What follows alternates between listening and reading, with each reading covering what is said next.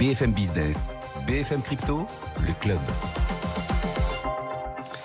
Toute l'actualité des crypto-monnaies, de la blockchain, comme tous les jours à cette heure-ci sur BFM Business. Avec nos invités, Valentin Demey, journaliste chez Cryptost. Bonjour. Bonjour Stéphane. Aujourd'hui, Jérôme Heidenbaum, vice-président en charge des crypto-monnaies chez Idemia. Bonjour. Bonjour. Également auteur de La guerre des crypto-monnaies chez Maxima, édition Maxima. Et puis en ligne avec nous, Laurent Pignot, analyste chez Zone Bourse. Bonjour. Oui, bonjour. Un mot peut-être pour commencer des niveaux actuellement, puisque le Bitcoin à nouveau tutoie la barre des 20 000 $. Oui, alors effectivement, le Bitcoin gravite toujours autour de cette zone des 20 000 $ depuis 10 jours.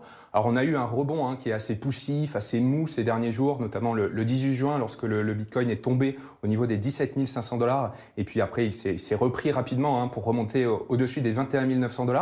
Mais ce rebond, évidemment, n'est pas assez franc, n'est pas assez puissant pour redonner un signal haussier acheteur de suite. Le contexte macroéconomique est bien évidemment très compliqué encore, très morose pour les actifs risqués comme le Bitcoin. D'ailleurs, si on regarde donc le Crypto Fear and Greed Index, donc l'indice qui représente le sentiment des investisseurs, donc la confiance des investisseurs sur le marché des crypto-monnaies, il est au plus bas, bloqué dans l'extrême peur depuis maintenant le début du mois de mai. Donc ça reflète un peu une situation qui est morose, qui va avec ce contexte macroéconomique plus global. Les niveaux techniques qu'il faut surveiller sur le Bitcoin, bien évidemment, c'est les 20 000 $, un niveau qui est toujours très surveillé par les acteurs du marché. Il s'agit bien évidemment du sommet du marché haussier de 2017 pour le Bitcoin, lorsque le Bitcoin gravitait autour des 20 000 $. Alors nous nous retrouvons dans une situation qui est finalement un peu similaire à celle du mois de mai, lorsque le Bitcoin était au niveau des 30 000 $. On avait une sorte de phase de consolidation à ce moment-là. On se disait qu'éventuellement le Bitcoin pouvait rebondir sur ce niveau, et puis finalement, nous connaissons la suite, il s'est délesté de 10 000 $ pour retomber au niveau des 20 000 $. Alors pour l'instant, nous sommes sur un niveau technique très fort, un support très puissant. Au niveau des 30 000 $, c'était pareil, c'était les plus bas annuels de 2021. Donc il va falloir attendre, comme je le disais, des signaux acheteurs vraiment puissants pour repasser dans un scénario un petit peu plus positif. Il va falloir dans un premier temps passer les 23 000 $ pour redonner un premier signal, et surtout les 30 000 $. Et là, on pourra commencer à penser que la tendance de fond est inversée, cette tendance baissière que nous connaissons maintenant depuis de nombreux mois, depuis le sommet de novembre 2021. Les prochains supports techniques, si ce niveau des 20 000 $ venait à lâcher, c'est le niveau des 14 000 $. Donc c'est le sommet du marché haussier du Bitcoin lors de l'été 2019. Donc ça pourrait être, si ces 20 000 $ venaient vraiment à lâcher, le prochain support technique qu'il va falloir surveiller. Donc voilà, il faut rester vigilant, il faut attendre des signaux positifs, et pour l'instant, il faut être patient sur le Bitcoin. Un coup d'œil également à l'Ether qui navigue actuellement autour des 1100 $ après avoir touché un point bas à 880 $ il y a une dizaine de jours. Est-ce qu'on peut donc considérer que techniquement on est reparti à la hausse sur l'Ether ? Alors vous en doutez bien, sur l'Ether, la situation est assez similaire avec le Bitcoin. Alors le rebond a été plus important depuis la chute des 880 $ depuis le 18 juin, mais nous restons toujours autour de cette zone des 1000 $, ce prix psychologique des 1000 $ pour l'Ether. Nous gravitons un petit peu au-dessus, au niveau des 1100 $, et comme pour le Bitcoin, ça ne veut pas dire que ce rebond technique confirme un rebond très positif pour l'Ether. Il va falloir rattraper les 1400 $, donc le sommet du marché haussier de 2017 pour l'Ether, avant de redonner là aussi un signal haussier.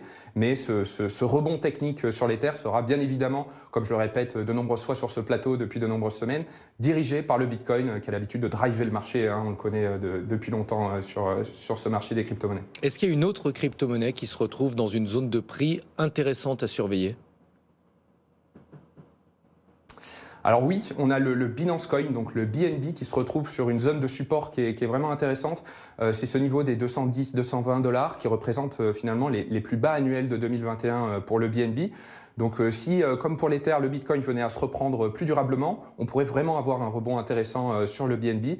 Mais il faut rester, comme je le disais, très vigilant pour l'instant, être patient et ne pas rentrer trop fortement sur une crypto-monnaie en attendant d'avoir des signaux haussiers.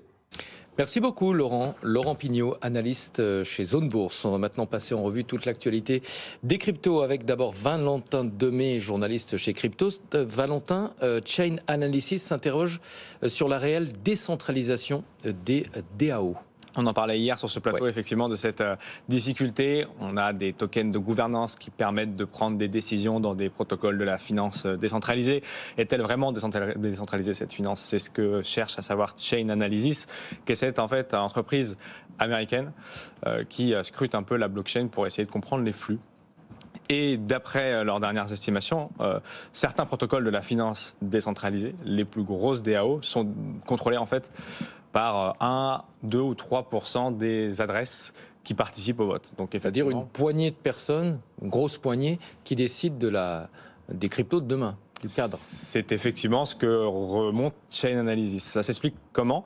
Ça s'explique en fait par 3 facteurs. Le premier, c'est que ces tokens de gouvernance, ils sont en cours d'émission pour la plupart des protocoles. Ça veut dire que dans les 3, 4, 5, 10 prochaines années, les DAO les plus connus, Curve, AAV et bien d'autres, en fait, ont une politique de création monétaire de leurs tokens qui va s'allonger dans le temps. Donc aujourd'hui, les tokens ne sont pas tous distribués et n'appartiennent pas encore totalement à la communauté. La deuxième chose, c'est qu'effectivement, c'est un petit peu comme l'abstention dans la vie réelle, dans le vote, c'est que les gens ne vont pas voter. C'est-à-dire qu'en fait, là aussi, il n'y a que 5% des détenteurs des jetons qui vont voter. Le reste ne le fait pas, donc c'est plus facile de contrôler qu'il n'y a que 5% de personnes qui votent, comme dans la démocratie.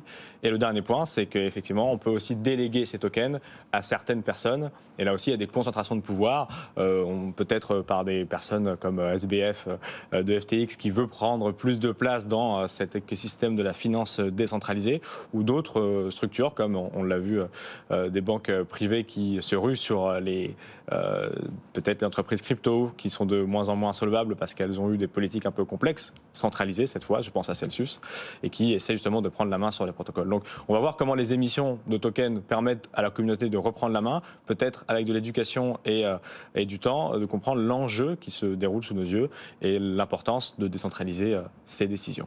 Jérôme ? Oui, enfin, maintenant le sujet est encore plus chaud, mais c'est un vieux combat politique. Entre autres, d'un côté, sur la gauche du ring, on a Square, qui est très bloc maintenant, Jack Dorsey, qui est pour la décentralisation et qui dénonce, parce que c'est Andreessen Horowitz, le fonds, qui est un des plus gros actionnaires, quelque part, de la finance décentralisée. Et ils ont eu des échanges, Chris Dixon et Jack Dorsey, assez chauds, déjà sur le sujet, pour savoir est-ce que l'investisseur retail a son rôle à jouer, le droit de vote, ou est-ce que c'est une affaire de VC comme d'habitude? Autre sujet, on en parlait hier, la Russie pourrait alléger la TVA pour les entreprises émettrices de crypto-monnaies. Qu'est-ce que ça change? Effectivement, on en a parlé sur le fil du rasoir. L'info venait juste de tomber. Exactement, elle venait juste de tomber avant du direct du plateau. On a un peu plus d'éléments aujourd'hui. Donc la Douma d'État, qui est l'équivalent du Parlement russe, a voté en faveur d'un allègement de la taxe sur la valeur ajoutée. Donc là, c'est ce qu'on disait hier, ça n'a pas bougé. C'est pour dynamiser le territoire, et prouver l'ambition de la Russie de devenir une place forte, comme le Salvador pouvait l'être d'une autre manière, avec, on l'a bien compris, une guerre économique en fond de tableau. D'ailleurs, il y a quelques semaines, la Russie était en train de travailler sur un système SWIFT décentralisé sur la blockchain, donc ça va dans ce sens-là.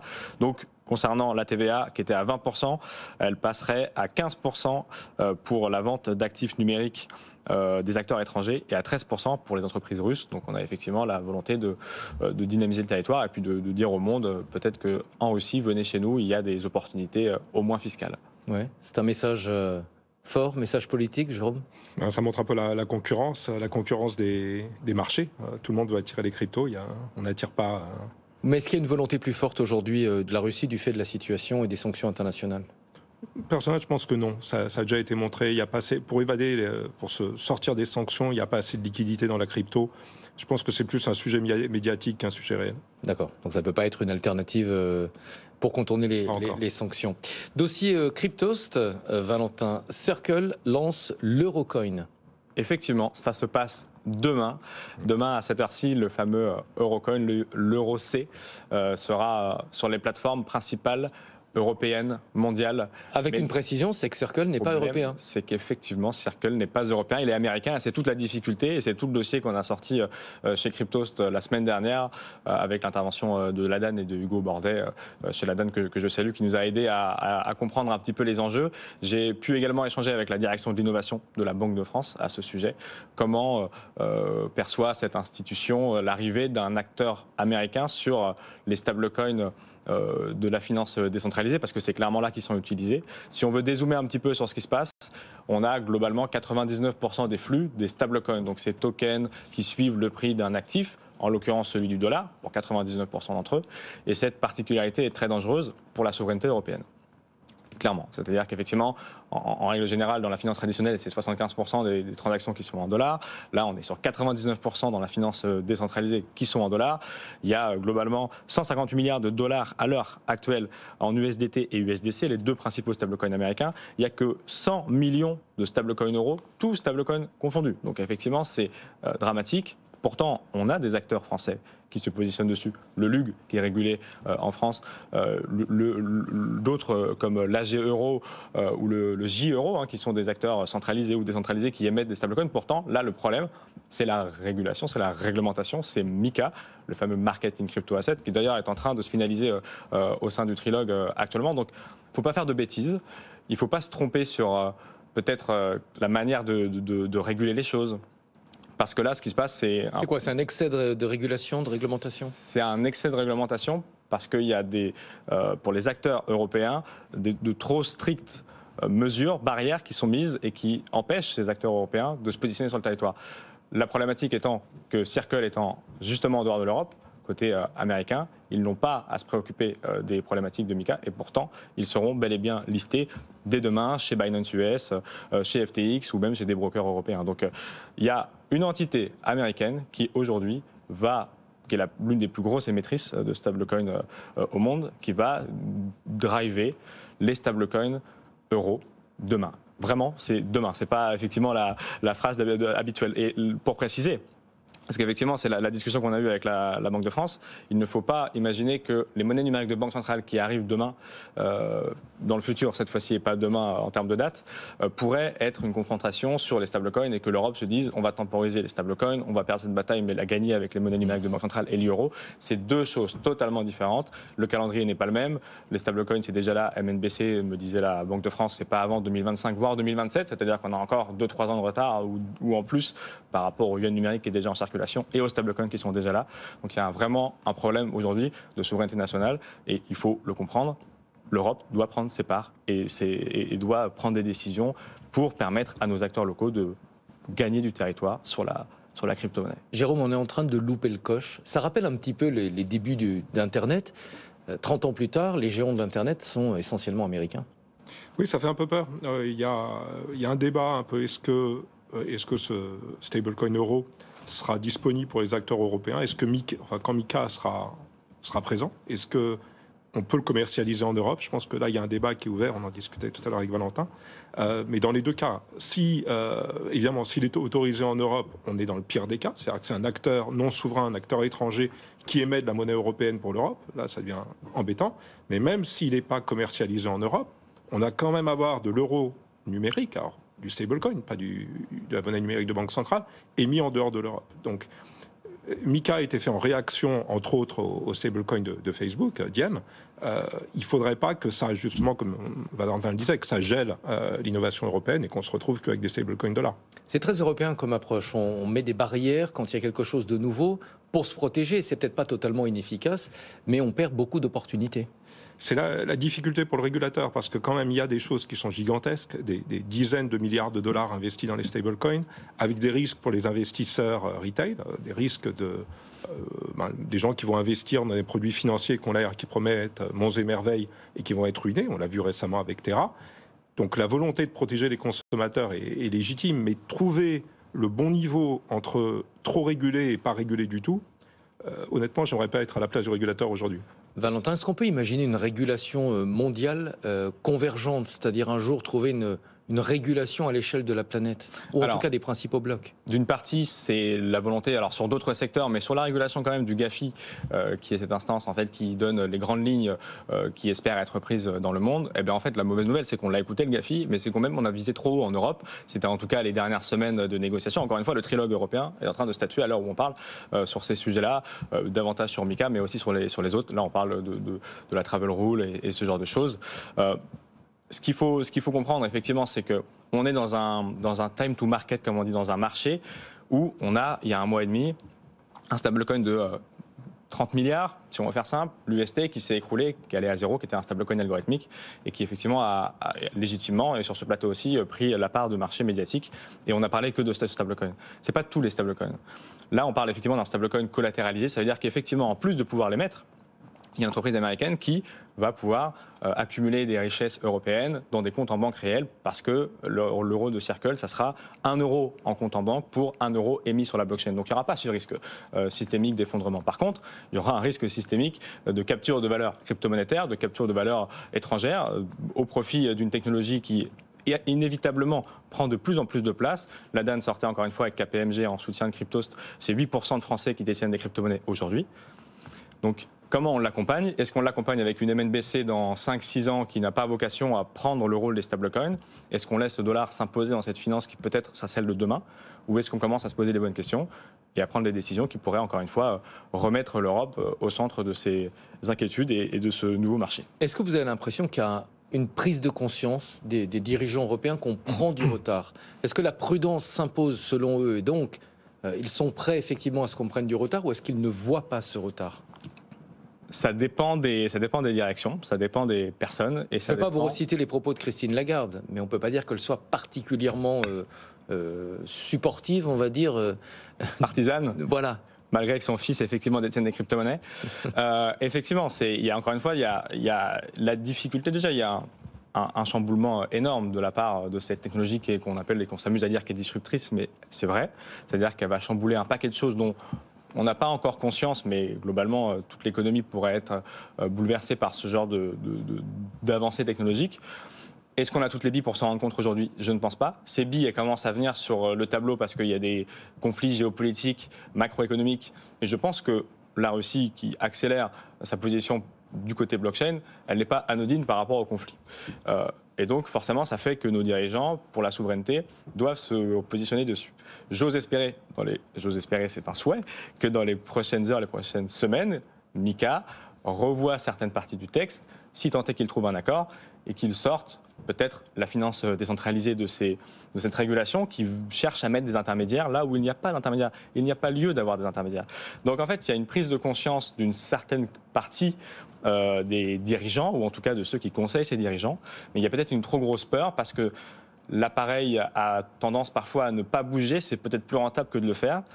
Mais 10 ans après, effectivement, comme Internet avec le Minitel, regretter des choix qui auraient fait effectivement la force d'un territoire. Donc il y a une prise de conscience, oui, certaine, de certains dirigeants sur le changement qui est en train de se passer. Le Salvador, qui accepte comme monnaie légale, la République du Centrafrique, d'autres pays qui s'interrogent là-dessus. Ça éveille les consciences, même si certains s'amusent à dire que c'est anecdotique. Et je peux vous dire qu'effectivement, ça fait écho dans certains cabinets. Par contre, sur les stablecoins, on se dit qu'il y a une monnaie numérique de banque centrale qui va pointer le bout de son nez, on ne comprend pas tout, on se dit qu'il faut protéger les consommateurs, et c'est le rôle de nos institutions et des régulateurs, mais il ne faut pas le faire trop mal, il ne faut pas le faire trop vite, il faut en comprendre tous les enjeux, et c'est ce que j'espère que fait Mika à l'heure où on parle sur ce plateau. On va parler d'une chose très pratique, est-ce qu'on va pouvoir faire ces courses et les payer en Bitcoin? La compagnie Vueling a annoncé qu'il sera possible de payer ses billets d'avion en Bitcoin à partir de l'année prochaine, et c'est l'occasion, Jérôme, de faire le point sur ce qu'on peut payer aujourd'hui. Est-ce qu'il est possible de payer ses dépenses courantes en crypto-monnaie? C'est le paradoxe, c'est que les cryptos ont été créés, Bitcoin a été créé comme une monnaie, ça a été un succès, le succès qu'on connaît comme actif, comme placement, même si en ce moment c'est un peu dur, mais quand même ça a surpris tout le monde par l'ampleur du succès en placement, mais aujourd'hui personne, ou à peu près personne, ne paye en crypto-monnaie, ne paye en Bitcoin. C'est quoi le principal frein? C'est le délai, le temps qu'il faut pour valider?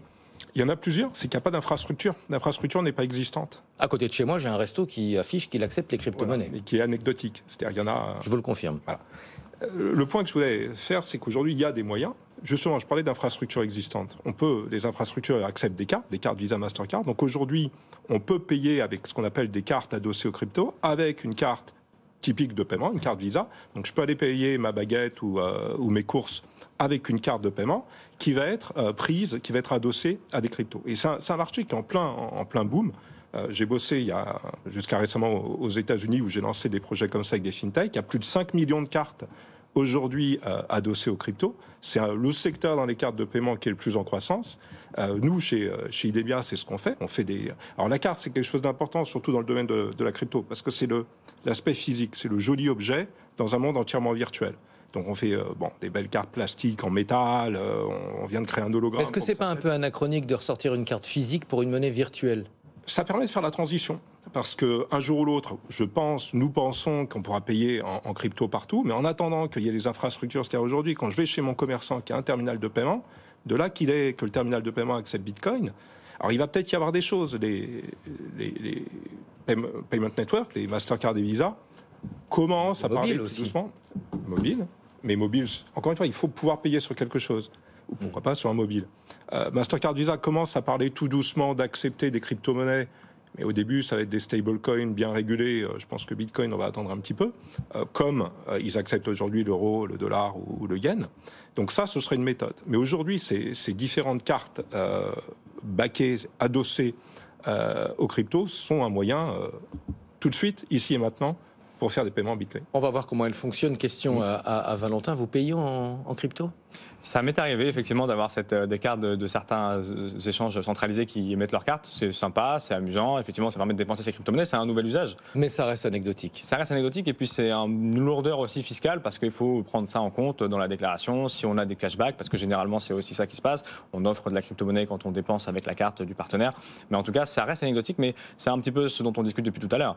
C'est-à-dire que ces deux mondes qui s'affrontaient il y a 5 ans, qui aujourd'hui se toisent et qui demain peut-être auront le meilleur des deux, passera aussi pour le grand public et l'acceptation et le fameux mass adoption par ce genre de carte, parce qu'il faudra bien dépenser ce qui sera créé sur les réseaux et la capture de valeur crypto-monétaire. Jérôme, en pratique, comment ça fonctionne une carte de paiement adossée aux cryptos?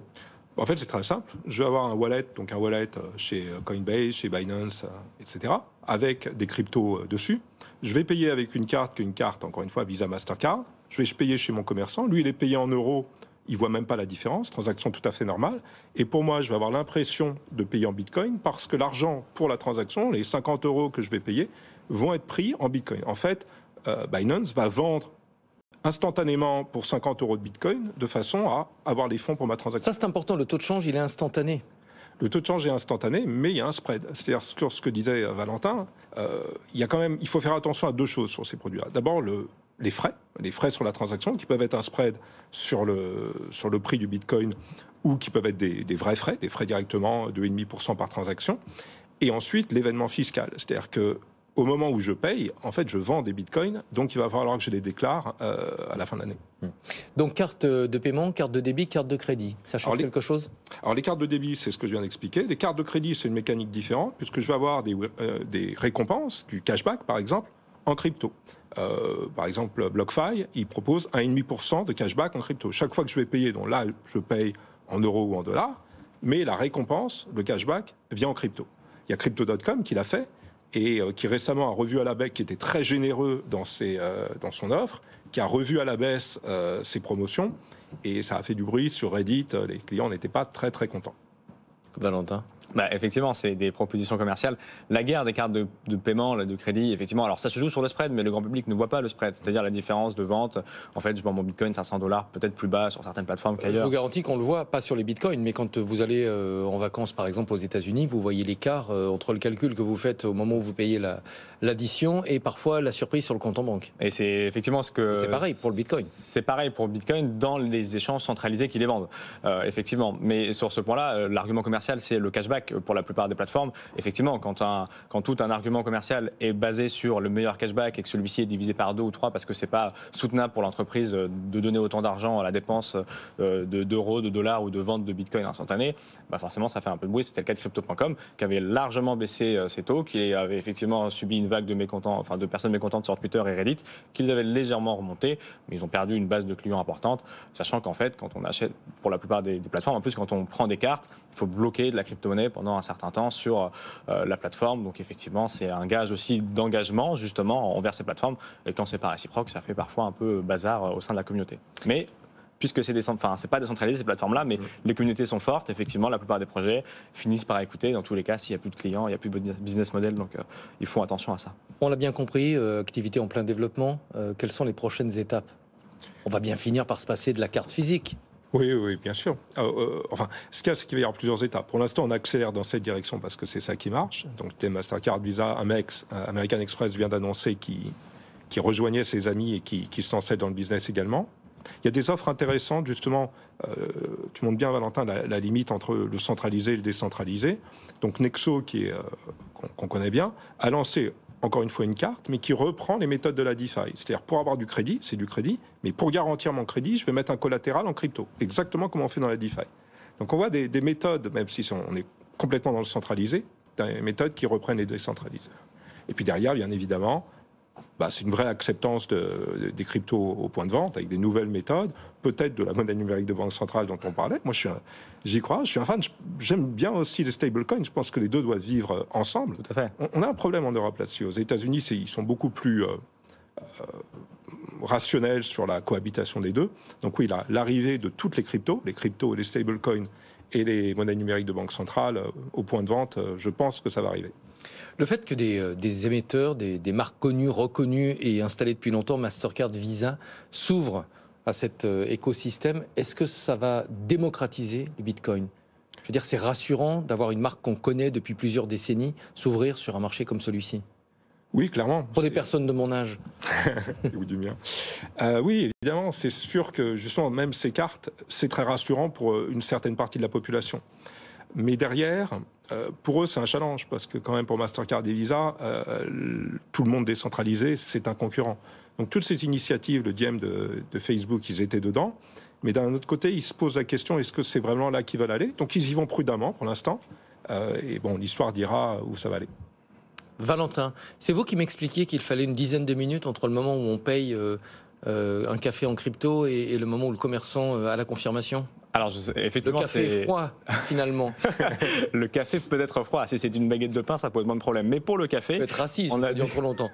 On a déjà trouvé des solutions, notamment le Lightning Network, et cette surcouche sur le réseau Bitcoin qui permet en quelques secondes de valider des transactions, et surtout, et c'est l'un des arguments aussi importants du Lightning Network, de ne pas faire travailler des réseaux énormes de paiement comme celui qui est Bitcoin pour payer quelques centimes. Donc c'est une alternative intéressante. Mais effectivement, il y a des Mastercard, Visa qui d'ailleurs se positionnent aussi sur la crypto-monnaie. On peut payer directement en USDC sur certaines de ces plateformes, sur certains de ces distributeurs aussi.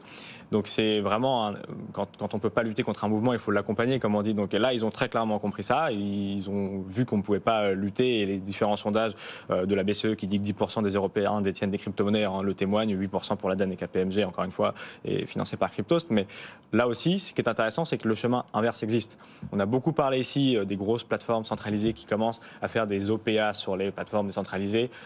Attention, on a beaucoup de nuances, on les a expliquées ici. Par contre, l'inverse est également en train de se faire. Il y a des gros protocoles de finances décentralisées qui ont des montants assez importants de trésorerie, qui cherchent à acquérir des plateformes centralisées, ou en tout cas à prendre part dans l'univers de la finance traditionnelle. Et puis il y a des acteurs décentralisés comme AAV, le protocole d'emprunt et de dépôt dans la finance décentralisée, qui est majoritaire sur son secteur, qui a des licences qui leur permettent de réfléchir à lier les deux mondes, et peut-être dans les prochaines semaines, les prochains mois, de sortir une carte bancaire. Donc effectivement, on pourra voir dans quelle direction ça va. Merci à tous les deux. Valentin Demey, journaliste chez Cryptost, et Jérôme Heidenbaum, vice-président en charge des crypto-monnaies chez Idemia et auteur de La guerre des crypto-monnaies aux éditions Maxima. Merci à vous beaucoup. Merci. On marque une pause. À suivre le club. On parlera de sujets un peu plus conventionnels. L'inflation en Espagne qui dépasse désormais les 10%. Est-ce qu'on a atteint le pic d'inflation ? Vous le verrez, certains ne parlent plus de pic d'inflation, mais de nouveaux paradigmes. On verra ça en détail. Y a-t-il un risque de hard landing de l'économie ? La saison des résultats, on parlera de tout ça après la pause. BFM Bourse, vos placements, nos conseils sur BFM Business.